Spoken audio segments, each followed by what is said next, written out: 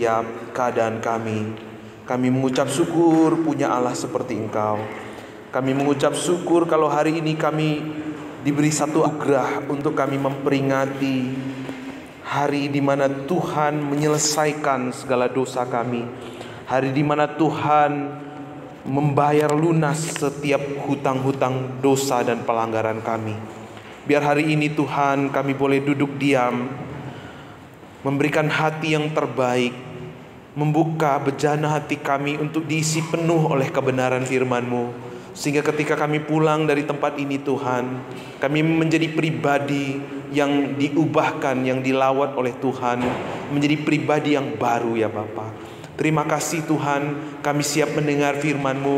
Berbicaralah bagi setiap kami. Urapan-Mu Tuhan turun buat setiap kami. Setiap kami yang mendengar firman-Mu disembuhkan, dipulihkan, diubahkan, dan dibangkitkan. Di dalam nama Tuhan Yesus kami sudah berdoa dan siap mendengar firman-Mu. Sama-sama kita katakan amin. Salam Bapak Ibu. Selamat hari Jumat Agung yang diberkati oleh Tuhan. Hari ini adalah hari yang istimewa karena kita memperingati hari kematian Tuhan kita Yesus Kristus. Di atas kayu salib Ia telah menyelesaikan dosa-dosa kita. Judul firman Tuhan hari ini adalah kemenangan salib, Bapak Ibu. Kalau bicara soal salib sekarang ini dan abad pertengahan itu berbeda. Kalau zaman sekarang salib itu identik dengan aksesoris, lambang, ya. Bahkan kadang-kadang salib itu menjadi candaan gitu ya. Ada seseorang yang nakal, yang kurang apa begitu ya, langsung diserukan salibkan dia. Ya. Sering begitu ya. Tapi di abad pertengahan salib itu, kalau orang dengar salib itu mengerikan. Kalau orang dengar salib berarti sebentar lagi ada penghukuman yang bejat, yang sadis. Kalau ada sebentar lagi salib berdiri berarti akan ada orang yang menderita. Karena pada zaman itu hukuman yang paling tinggi adalah disalibkan. Supaya orang takut, supaya orang mempunyai efek jera. Jadi orang yang sudah kejahatannya begitu luar biasa, mereka akan disalib supaya mengakibatkan efek jera buat orang lain.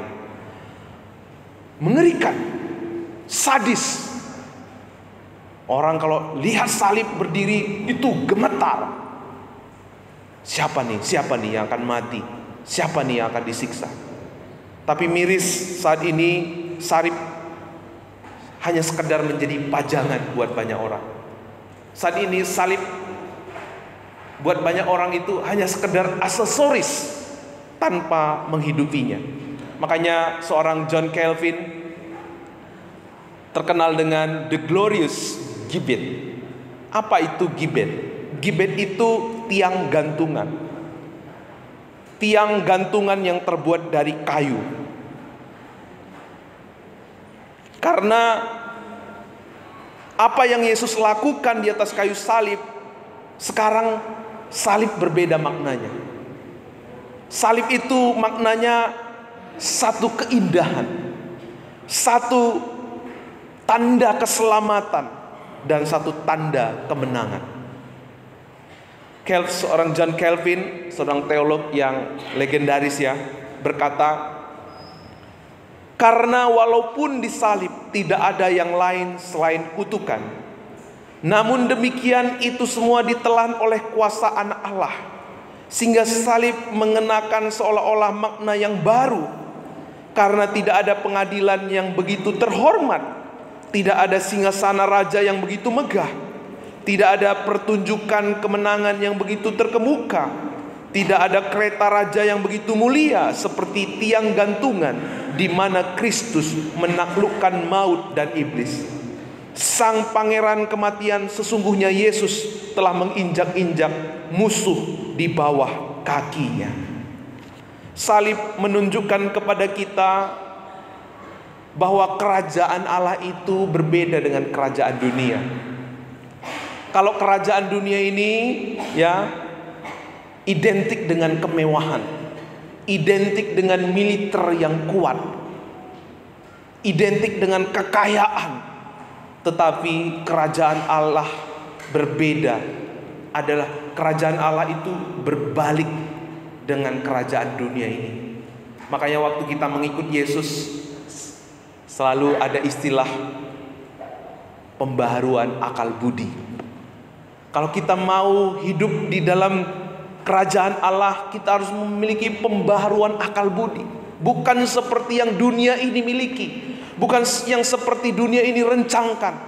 Sangat berbeda. Di Matius 21 ayat 11 di sini kita akan melihat seperti apa kerajaan Allah itu. Saya akan baca ayat pertama, Bapak Ibu akan baca ayat yang kedua. Judulnya di sini adalah Yesus dielulukan di Yerusalem.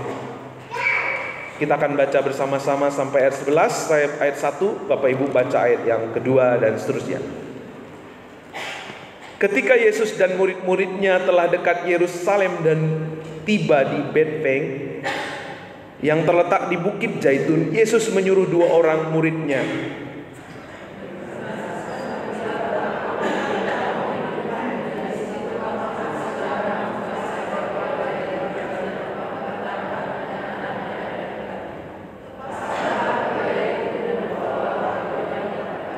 dan jikalau ada orang yang menegur kamu, katakanlah Tuhan memerlukannya, ia akan segera mengembalikannya.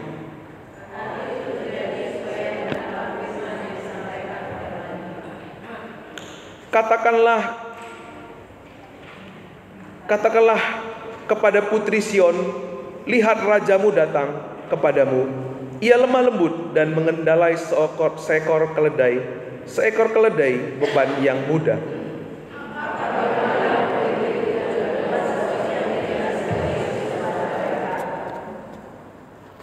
Mereka membawa keledai betina itu bersama anaknya, lalu mengalasinya dengan pakaian mereka, dan Yesus pun naik ke atasnya.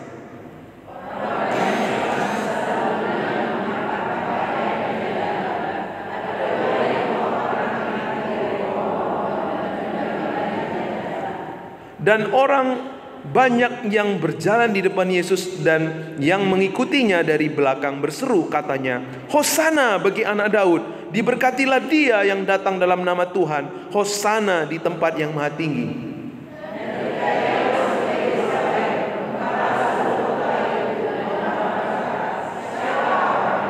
Sama-sama, dan orang banyak itu menyahut, inilah Nabi Yesus dari Nazaret. Amin. Disebut Yesus itu anak Daud, disebut anak Abraham. Karena apa, saudara? Karena dari keturunan Daud ada janji Tuhan. Janji Tuhan apa? Memulihkan kerajaan bagi Israel. Makanya tadi disorakin Hosana bagi anak Daud. Apa artinya Hosana? Keselamatan kami. Tuhan merencangkan keselamatan lewat Yesus Kristus. Tapi buat orang-orang Israel pada waktu itu, Yesus itu sebagai raja yang akan menyelamatkan mereka dari perbudakan Roma. Tapi ternyata Yesus sesuatu yang berbeda.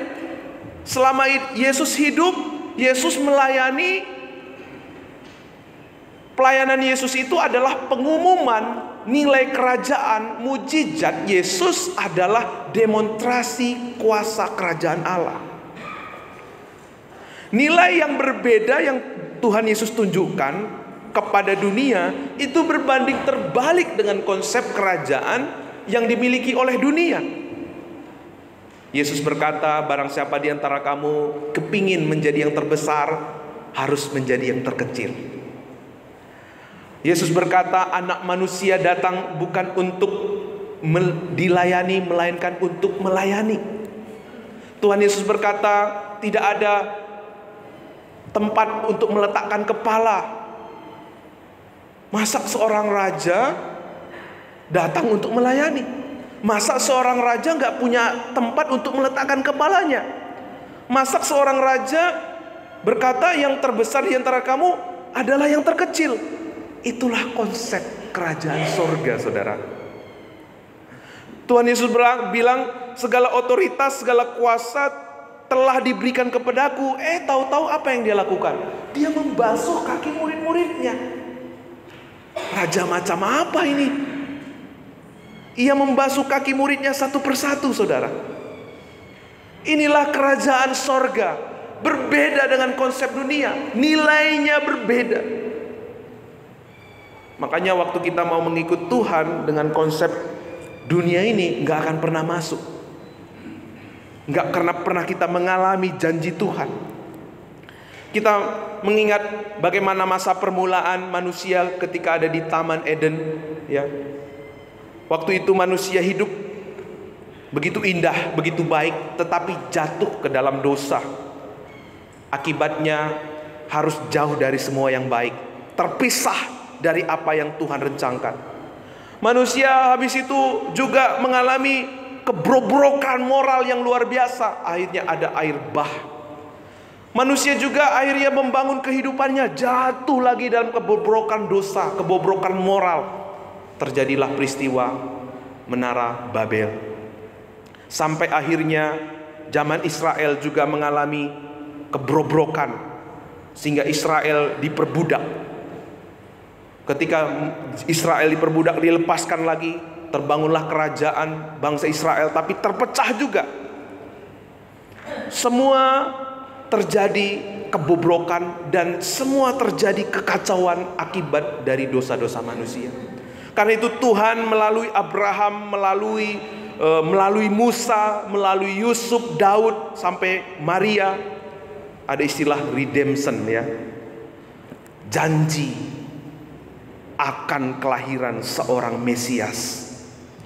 Ditunggu-tunggu, dinanti-nanti, lahirlah seorang Mesias sesuai dengan apa yang dijanjikan oleh kitab suci.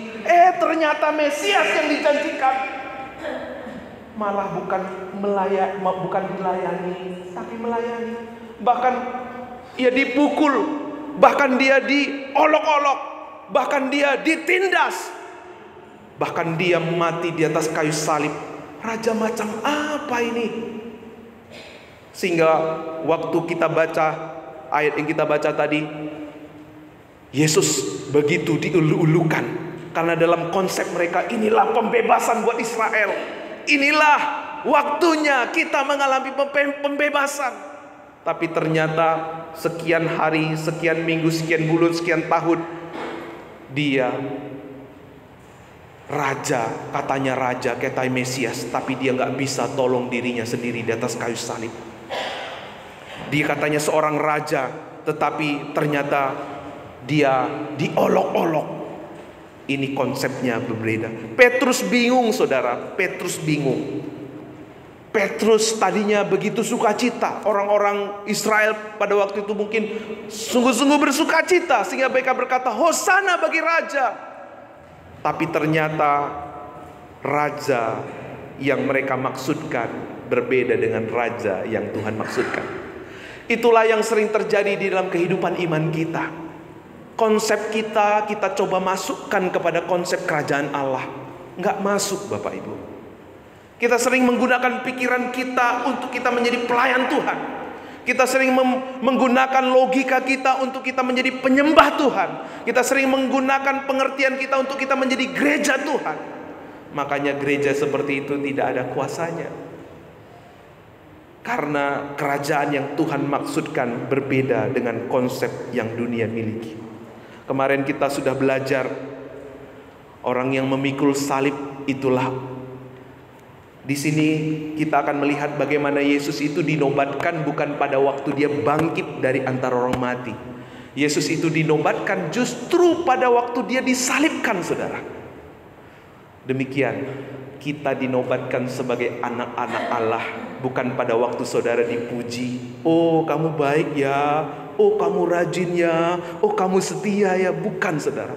Tapi pada waktu saudara mau, pada waktu saudara rela memikul salib, karena pada waktu yang sama ada kuasa Tuhan yang bekerja. Amin. Kemarin kita belajar bersama-sama bagaimana waktu kuasa Tuhan itu dinyatakan, waktu kita menghidupi salib, waktu kita menjadi teachers of life, bukan teachers of law, yang hanya tahu mengajar, yang hanya tahu mendikte. Omdo, nggak ada kuasanya. Tetapi waktu kita menghidupi salib Kristus, kita berani menyangkal diri, orang akan melihat, orang macam apa ini? Kok bisa dia seperti itu? Waktu kita, contoh simpel, minggu kemarin saya kasih contoh bagaimana kita menyangkal diri, kita selalu berkata, tidak lagi menjadi orang yang selalu kepingin menjadi orang yang selalu menjadi orang yang terbenar, terhebat, menjadi orang yang terunggul. Dalam satu masalah, dalam satu konflik, bagaimana kita berani berkata, saya yang salah, saya mau belajar lebih baik lagi. Tuhan Yesus sudah bilang kok, nggak ada seorang pun yang benar. Kok kita kepingin menjadi orang benar sih? Nggak ada yang benar dengan perbuatannya. Makanya waktu kita kepingin selalu menjadi yang benar, masalah yang kecil menjadi besar. Benar nggak? Tapi waktu kita berkata, Pak, saya yang salah Pak, saya mau belajar lebih baik lagi, justru perubahan ajaib akan terjadi. Karena buat Tuhan, kita dulu yang berubah. Waktu kita berubah, orang terdekat kita juga diubahkan oleh Tuhan. Yang percaya katakan amin. Justru waktu kita menghidupi salib, orang dunia akan tahu ini anak Allah, ini orang percaya yang sungguh-sungguh. Tapi kalau kita nggak menghidupi salib, justru kita akan menghalangi orang untuk hidup datang kepada Tuhan. Makanya dikatakan Ibrani, kita baca sama-sama 1, 2, 3 ya. Tetapi dia yang untuk waktu yang singkat dibuat sedikit lebih rendah daripada malaikat-malaikat, yaitu Yesus, kita lihat, yang oleh karena penderitaan maut dimahkotai dengan kemuliaan dan hormat, supaya oleh karena kasih karunia Allah mengalami maut bagi semua manusia. Sebab memang sesuai dengan keadaan Allah yang baginya dan olehnya segala sesuatu dijadikan, yaitu Allah yang membawa banyak orang kepada kemuliaan, juga menyempurnakan Yesus yang memimpin mereka kepada keselamatan dengan penderitaan. Tetapi dia yang untuk waktu yang singkat dibuat sedikit lebih rendah daripada malaikat-malaikat, yaitu Yesus. Kita lihat, yang oleh karena penderitaan maut dimahkotai dengan kemuliaan dan hormat. Waktu Yesus mati di atas kayu salib, ia mengalami maut. Justru pada waktu itu dia dimahkotai dengan kemuliaan dan hormat. Saudara mau menjadi anak-anak Tuhan yang menerima kemuliaan dan hormat? Amin. Pikulasa. Bagaimana kita menyangkal diri setiap hari, ada kemuliaan dan hormat yang akan menghampiri saudara. Karena apa? Lewat saudara yang sederhana, lewat kita yang terbatas, Tuhan pakai untuk mengubah orang-orang terdekat kita, untuk memperlihatkan kepada mereka tentang kerajaan Allah yang menyelamatkan, yang membebaskan, yang memulihkan dan menyembuhkan. Ada kata di mana di situ dikatakan Yesus dimahkotai kemuliaan dan hormat oleh karena penderitaan maut. Disinilah maknanya sudah berbeda. Karena Allah membenci dosa, Dia benci dosa-dosa kita, tetapi Dia mengasihi kita.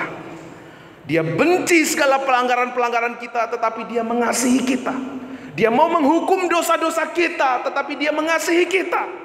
Karena itu Dia tidak mau menghukum dosa pada tubuh kita. Dia memberikan anaknya supaya dosa-dosa kita ditanggungkan kepada anaknya. Di sanalah terjadi divine exchange. Dosa kita ditanggung di atas tubuh anaknya Yesus Kristus. Kebenaran Yesus menjadi kebenaran saudara dan saya. Sehingga kita yang percaya dibebaskan, diselamatkan. Kita gak mungkin benar dengan dosa-dosa kita, dengan usaha dan perbuatan kita. Orang-orang Farisi merasa diri mereka benar. Kenapa? Mereka mendowngrade, menurunkan standar hukum Taurat. Mereka merajam orang-orang berzina. Tapi Alkitab katakan, waktu kamu mengingini wanita lain, kamu sudah berzina. Waktu kamu benci kepada saudaramu, kamu sudah membunuh. Penuh dengan kemunafikan, penuh dengan kepura-puraan. Tapi Yesus kita berbeda. Dia Yesus yang mau kita hidup di dalam kebenaran, sehingga lewat Yesus kita menjadi penyembah-penyembah dalam roh dan kebenaran. Seorang Darut, ya saya bacakan aja ini dalam terjemahan Indonesia, dikatakan seorang raja yang mati di atas kayu salib pastilah raja yang berbeda. Aneh karena sementara kerajaan dunia ini dibangun dengan kekuatan militer, kesombongan manusia, kemewahan, kekayaan, tetapi kerajaan Allah dibangun di atas dasar anugerah kasih karunia. Melalui karya salib kita dapat melihat Tuhan benci dosa, Tuhan mengasihi orang berdosa, Tuhan mengampuni pendosa, Tuhan mengalahkan kutuk. Di atas kayu salib Ia telah menyelesaikan apa yang tidak pernah bisa kita selesaikan. Ia mengerjakan apa yang kita tidak pernah kerjakan. Apa itu? Yaitu masalah dosa kita, masalah kutuk kita, masalah pelanggaran kita. Ia telah selesaikan. Sehingga Dia berkata, yang percaya kepadaku tidak akan binasa, melainkan beroleh hidup yang kekal. Mungkin waktu Yesus diseru-serukan, salibkan Dia. Siapa yang kamu mau bebaskan? Herodes tanya kepada orang Israel, siapa yang kalian mau saya bebaskan? Barabas atau Yesus? Mereka justru memilih siapa, Bapak Ibu? Mereka memilih Barabas. Siapa Barabas? Mungkin saudara-saudara waktu mendengar cerita ini tolol banget nih orang Israel ini. Kurang ajar ini Israel ini. Masa dipilih Barabas? Tahu nggak Barabas itu siapa? Barabas itu adalah penyamun, pemberontak, penjahat, pengkhianat. Siapa penjahat? Siapa pengkhianat?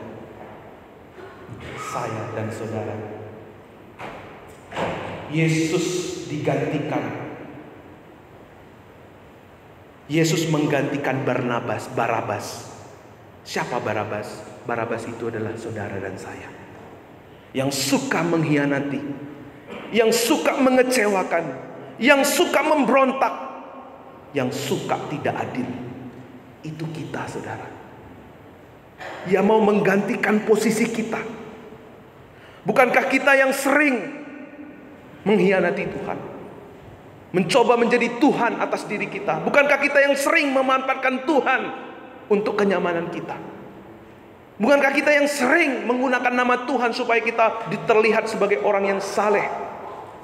Bukankah kita yang sering mengatasnamakan Tuhan tetapi untuk keinginan kita? Tapi saudara dengar baik, Tuhan tahu kita. Tuhan tahu siapa kita. Tidak ada terselubung di hadapan Tuhan. Tapi hari ini saudara mesti tahu, Dia mati untuk kita. Dia mengorbankan anak yang paling Dia kasihi untuk kita. Apapun kejahatan kita, apapun kelanggaran kita, Dia mati untuk kita. Itulah anugerah yang terbesar. Itulah berkat yang terhebat yang kita bisa maknai di Jumat Agung ini.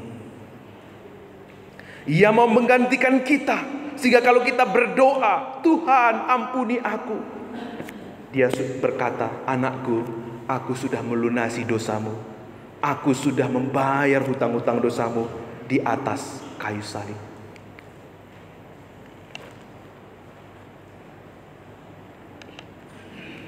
Mungkin silam ini saudara tidak merasa tidak layak. Hari ini mungkin saudara datang ke gereja ini karena diajak oleh orang tua, atau mungkin kita terpaksa. Gimana lagi Pak?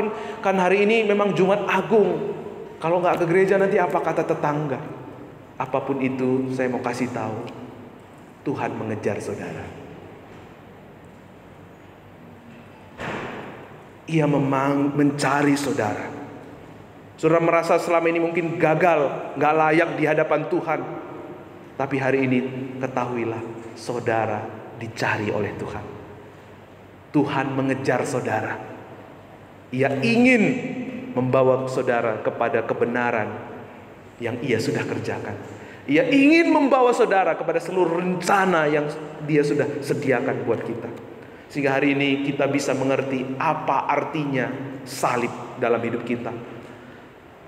Arti salib dalam kehidupan kita, karya salib Kristus memberikan kepandangan yang benar tentang kuasa kerajaan. Next. Karya salib Kristus memberikan pandangan yang benar tentang kuasa kerajaan.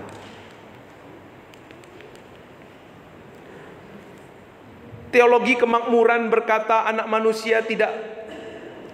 teologi kemakmuran berkata kita melayani Tuhan, kita pasti tidak menderita, kita tidak pasti hidup kita baik-baik saja semua.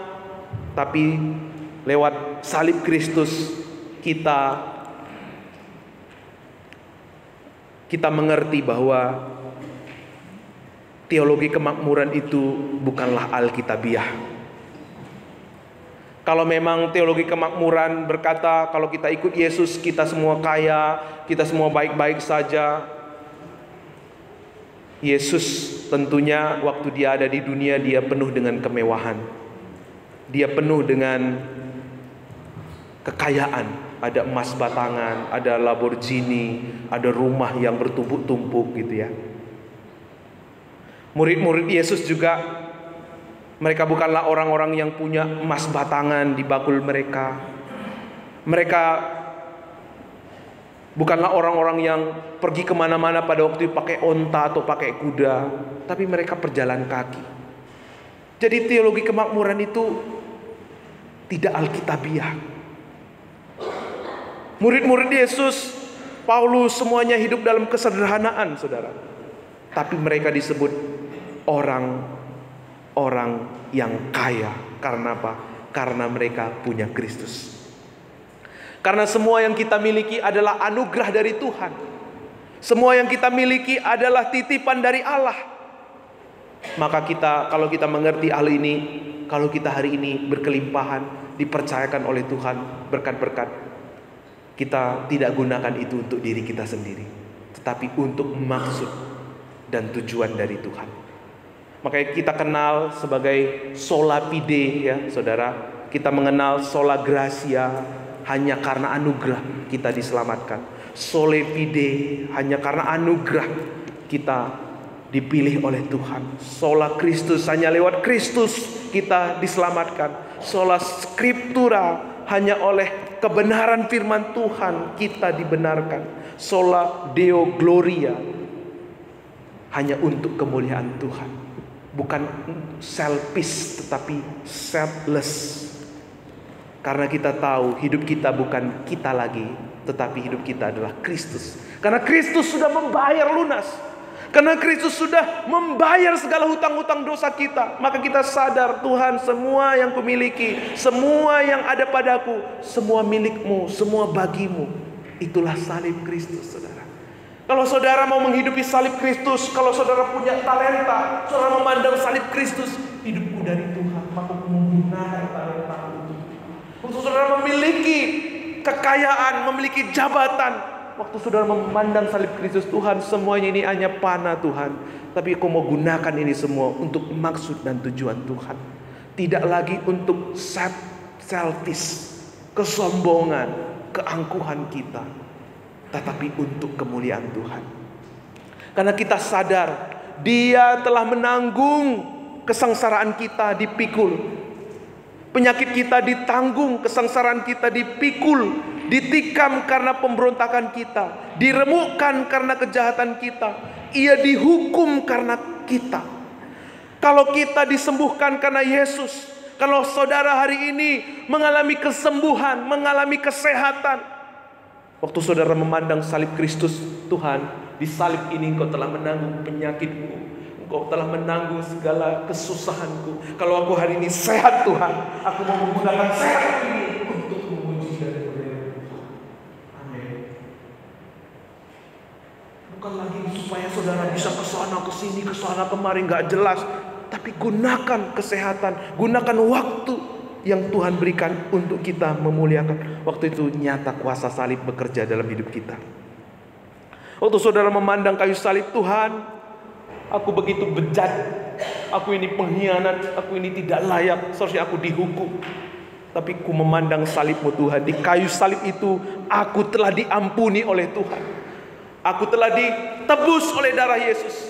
Bagaimana mungkin Tuhan aku tidak mengampuni orang yang bersalah kepadaku? Karena kesalahanku yang besar itu pun Tuhan sudah selesaikan. Maka aku pun mau belajar untuk melepas pengampunan ini kepada orang yang sudah berbuat jahat kepadaku. Maka kalau saudara menghidupi salib, tidak ada lagi hidup diam-diaman. Tidak lagi ada hidup tidak omongan sama orang lain. Karena otomatis pengampunan mengalir lewat saudara.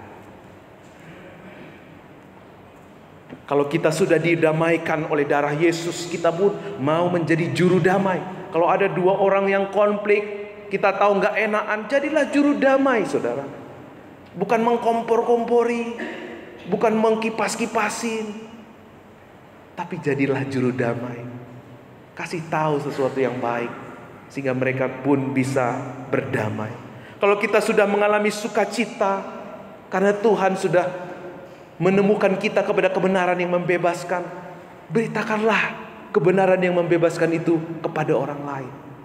Waktu kita mengalami sukacita yang penuh di dalam Kristus, hiburkanlah mereka yang sedang berbeban berat. Hiburkanlah mereka yang sedang berduka cita. Kuasa kerajaan yang telah memerdekakan kita bukan hanya untuk diri kita. Kalau kita menggunakan kuasa kerajaan itu hanya untuk diri kita, kita belum jadi orang Kristen yang sesungguhnya, Bapak Ibu. Kalau kita hanya berpikir supaya saya diberkati, supaya saya sehat, supaya saya bisa dilihat orang baik, kita belum menjadi orang Kristen yang sesungguhnya. Kita hanya menjadi orang yang mengatasnamakan diri kita Kristen, tapi kita sebenarnya belum menjadi orang Kristen. Saudara dengar baik, surga tidak akan dipenuhi oleh orang-orang yang takut masuk neraka. Tetapi surga adalah orang-orang yang hidup mencintai Tuhan, karena mereka sadar mereka telah terlebih dahulu dicintai dan dikasihi oleh Tuhan. Karya salib Kristus memberikan pandangan yang benar mengenai penderitaan dan pergumulan kita yang kita alami di dunia saat ini. Tidak ada tembok yang cukup tinggi buat kita, saudara, untuk menghindari yang namanya penderitaan. Saya mau tanya, apakah di antara kita tidak ada yang nggak punya masalah? Pasti semua punya masalah. Nggak ikut Tuhan atau ikut Tuhan, pasti ada masalah. Tapi kalau nggak ikut Tuhan, kita punya masalah. Masalah itu pasti membelenggu kita. Tapi waktu kita memutuskan saya mau ikut Tuhan, memang ada masalah, tapi masalah yang ada akan membawa kita kepada kemuliaan Tuhan. Dari satu kemuliaan kepada kemuliaan yang lain, dari satu kebenaran kepada kebenaran yang lain. Yesus sudah mengalahkan segala penderitaan dan kesusahan. Minggu yang lalu kita belajar, Yesus tidak akan pernah mengajak saudara untuk melakukan sesuatu kalau dia belum mengalaminya, kalau dia belum menjalaninya. Yesus sudah berjalan di atas air, makanya dia ajak Petrus, ayo berjalan, turun dari perahu, berjalan di atas air. Yesus hari ini mau kita tidak hanya hidup untuk diri kita sendiri, tapi hidup bagi dia. Memang begitu banyak tantangan, memang begitu banyak persoalan yang kita akan hadapi. Tapi ingat, Yesus sudah mengalahkan segala penderitaan. Yesus sudah mengalahkan segala sakit penyakit. Yesus sudah mengalahkan segala kesusahan. Kalau Tuhan meminta kita melakukannya, Dia pasti memampukan kita. Murid-murid pada waktu itu ngibrit, waktu Yesus disalib, lari semua. Hanya satu yang ada di bawah kaki Yesus, yaitu Yohanes. Itu pun gara-gara dia harus mengantar mamanya, saudara. Kalau enggak, dia pasti udah lari. Supaya saudara tahu kesulitan dan penderitaan apapun yang kita alami saat ini, Yesus pernah mengalaminya. Ia ada, bahkan darahnya menetes di setiap tanah yang kita injak. Dia ada, dia mengerti. Mungkin orang-orang terdekat kita nggak mengerti persoalan yang kita hadapi, tapi Yesus mengerti. Yesus tahu air mata kita. Dia mengerti dan melihat kedalaman hati kita. Dia akan menopang, dia akan memampukan kita. Makanya dikatakan di 1 Korintus 10 ayat 13, 1, 2, 3, kita baca sama-sama. Pencobaan yang kamu alami ialah pencobaan biasa, yang tidak melebihi kekuatan manusia. Sebab Allah setia, dan karena Ia tidak akan membiarkan kamu dicobai melampaui kekuatanmu. Pada waktu kamu dicobai, Ia akan memberikan kepadamu jalan keluar, sehingga kamu dapat menanggungnya. Amin, saudara. Kenapa kita dapat menanggungnya? Karena Yesus sudah menanggungnya di atas kayu salib. Kenapa kita bisa melewatinya? Karena Yesus sudah menyelesaikannya bagi kita. Dia sudah menyediakan kekuatan bagi kita. Dulu waktu kita berdosa, ada jarak yang memisahkan. Tetapi lewat kematian Yesus, tabir bait Allah terbelah menjadi dua. Karena waktu Yesus mati di atas kayu salib, dosa saudara, dosa saya sudah dilunasi. Maka hubungan kita dengan Allah sudah dipulihkan. Ya. Yesus melakukan apa yang tidak pernah kita bisa lakukan dalam hidup kita. Ada satu kata yang familiar ketika kita merayakan Jumat Agung. Yesus berkata, Allahku, Allahku, mengapa engkau meninggalkan aku? Biasanya Yesus memanggil Bapa, ya Bapa. Tapi untuk kali ini Yesus berkata, Allahku. Kenapa saudara? Karena ia mengalami keterpisahan dengan Bapanya. Ia menjadi orang yang ditinggalkan oleh Bapanya. Makanya tadi dikatakan seketika ia lebih rendah. Yesus ditinggalkan supaya saudara dan saya tidak pernah lagi ditinggalkan. Amin. Yesus terpisah dengan Bapanya supaya kita tidak akan lagi terpisah dengan Bapa. Yesus ditinggalkan oleh Bapanya supaya kita tidak akan pernah lagi dipisahkan. Sehingga kita berkata, sehingga Bapa berkata kepada kita, yuk kita baca sama-sama. Next. Anakku, anakku, aku tidak akan pernah meninggalkan kamu. Lewat kematian Tuhan Yesus, kita menyadari kita tidak pernah lagi ditinggalkan oleh Bapa. Itulah makna Jumat Agung yang kita bisa resap hari ini. Ayat yang terakhir dalam Yohanes 16 ayat 33b. 1, 2, 3 ya. Dalam dunia ini kamu pasti menderita, tetapi kuatkanlah hatimu, karena aku sudah mengalahkan. Mari kita bangkit berdiri.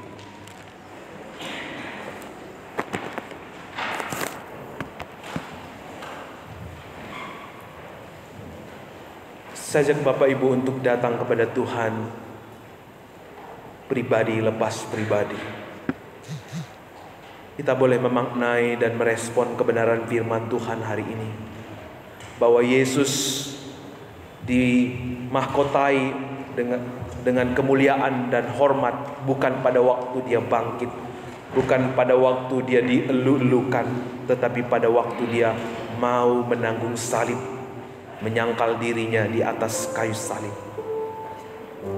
Maukah saudara menyatakan kuasa salib dalam hidup saudara?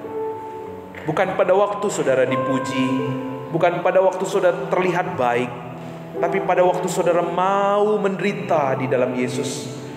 Pada waktu saudara mau memikul salib dan menyangkal diri, di situ kuasa salib bekerja, dirasakan oleh orang-orang sekelilingmu, orang-orang terdekatmu. Sudahkah selama ini kuasa salib dinyatakan di dalam hidup saudara? Kalau belum ada yang merasakan kuasa salib bekerja dalam hidup saudara, hari ini datang kepada Tuhan. Tuhan, aku rindu mengalami kuasa salib-Mu dalam hidupku. Berikan aku hati yang rela memikul salib setiap hari, rela menderita, berani melangkah dalam rencana Tuhan, apapun tantangannya, apapun resikonya. Mungkin itu olok-olokan, mungkin itu pendiskreditan, mungkin itu ada fitnah, mungkin itu ada penindasan. Tapi kalau Yesus mengizinkannya, ada kekuatan, ada penghiburan, ada damai sejahtera. Justru di sana ada kemuliaan Tuhan. Justru di situ ada hormat yang akan Tuhan tunjukkan. Sudahkah saudara masuk dalam kerajaan yang Tuhan sudah janjikan? Atau selama ini saudara menjadi orang-orang yang selfish? Yang penting aku diberkati, yang penting aku baik-baik, yang penting keluargaku baik, yang penting aku selamat. Kalau itu keadaan saudara, sesungguhnya kita belum menjadi orang Kristen yang sesungguhnya. Sesungguhnya kita belum menjadi anak Allah yang sesungguhnya. Sesungguhnya kita belum menjadi anak-anak yang kekasih sesungguhnya. Kalau saudara dan saya menjadi anak-anak kekasih, saudara akan keluar dari zona nyaman saudara. Mulai belajar melepas pengampunan, mulai belajar menjadi pembawa damai. Tidak lagi cuek terhadap saudara kita yang sedang berselisih. Kita menjadi juru damai di antara mereka. Apapun resikonya, kalau itu Tuhan minta untuk kita lakukan, Dia akan memampukan kita, Dia akan menopang kita. Haleluya, haleluya. Biar Roh Kudus-Mu bekerja di tengah-tengah kami Tuhan, memulihkan setiap hati, menjamah setiap jiwa-jiwa anak-anak-Mu di tempat ini. Biar salib-Mu Tuhan menjadi nyata di setiap langkah kami.